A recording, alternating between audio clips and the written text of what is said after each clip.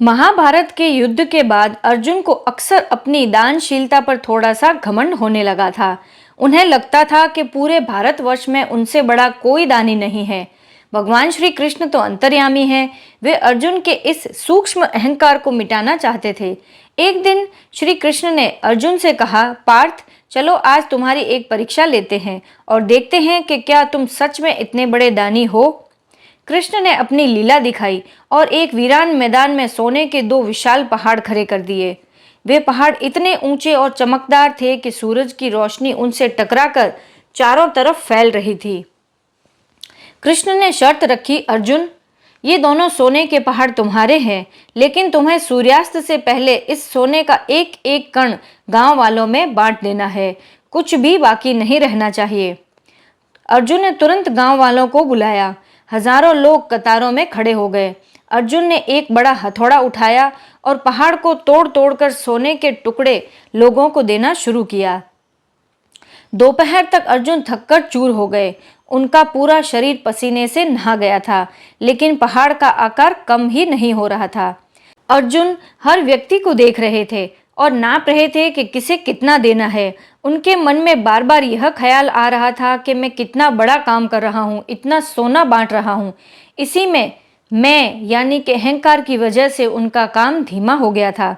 सूर्यास्त होने वाला था, लेकिन पहाड़ अभी भी आधे से ज्यादा खड़े थे। अर्जुन थक कर वहीं बैठ गए और बोले, केशव, मुझसे अब यह नहीं होगा, ये पहाड़ तो खत्म ही नहीं हो रहे। तभी कृष्ण ने वहां से गुजर रहे एक दानवीर कर्ण को बुलाया। कृष्ण ने वही बात दोहराई, कर्ण, क्या तुम सूर्यास्त से पहले ये दो सोने के पहाड़ बांट सकते हो? कर्ण ने बिना किसी देरी करते हुए हाँ कहा। उन्होंने गांव के दो सबसे गरीब व्यक्तियों को बुलाया और उनसे कहा, ये दोनों पहाड़ तुम्हारे हैं, तुम दोनों इसे जैसे चाहे बांट लो या पूरा ले जाओ, यह अब मेरा नहीं है। यह कहकर कर्ण पीछे मुड़े और बिना किसी तारीफ या धन्यवाद का इंतजार किए अपने रास्ते चल दिए। उन्हें यह फैसला लेने में 1 मिनट भी नहीं लगा। अर्जुन हैरान रह गए। उन्होंने पूछा, प्रभु, मैंने इतनी मेहनत की पर पहाड़ बाकी रह गए, लेकिन कर्ण ने एक पल में सब खत्म कर दिया, ऐसा क्यों? कृष्ण ने मुस्कुराते हुए समझाया, अर्जुन, तुम जब सोना बांट रहे थे तो तुम्हारे मन में यह था कि तुम देने वाले हो और वे लोग लेने वाले हैं। तुम सोने को कीमती समझ रहे थे, इसलिए उसे नाप तोल कर बांट रहे थे। लेकिन कर्ण के लिए सोना सिर्फ मिट्टी था।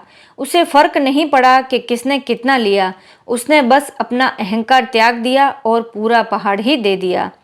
असली दानी वही है जो देने के बाद यह भूल जाए कि उसने कुछ दिया है। यह कहानी हमें सिखाती है कि दान की मात्रा नहीं बल्कि उसके पीछे का भाव महत्वपूर्ण है। जब हम किसी की मदद करें तो मैंने किया वाली भावना को बीच में न आने दें। जय श्री कृष्ण।